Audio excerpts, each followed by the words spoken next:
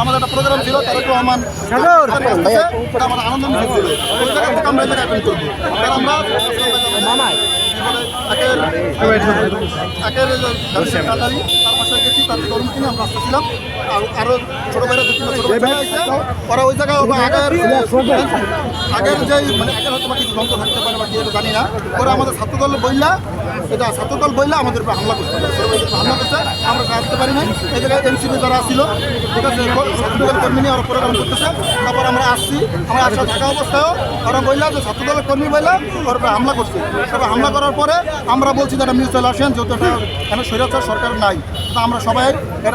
যোগ্য তারা এটা নামাই না আমাদের মানে আমরা যদি 5 জন আসছি তারা আমাদের এই যে ওর গায়ে হামলা খুশি লাগছে দুই পক্ষ আর কি এনসিপি আর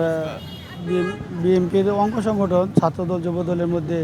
তারা ভুল বোঝাবুঝির কারণে একটা মোটরসাইকেলকে কেন্দ্র করে একটু গায়ে লাগছে সেই নিয়ে তাদের মধ্যে ভুল বোঝাবুঝি হয়েছে তো দাওয়া পাল্টা করছিল আমরা এখানে স্পটে আছি যে আমার সাথে আমার 20-30 জন ফোর্সও আছে এমন কিছু করতে আমরা দিই নাই।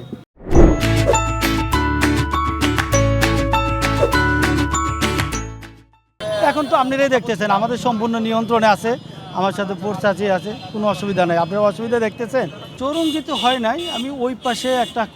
ককটেল বা এমনি শব্দ শুনছি কিন্তু গলির ভিতরে, তাছাড়া আমাদের কাছে এরকম কোনো আর অন্য কোনো তথ্য নেই। আমরা এখান থেকে শব্দ একটা শুনছি, তারা যদি এরকম কোনো অভিযোগ দেয় আমরা মামলা নেব, ব্যবস্থা নেব আর কি।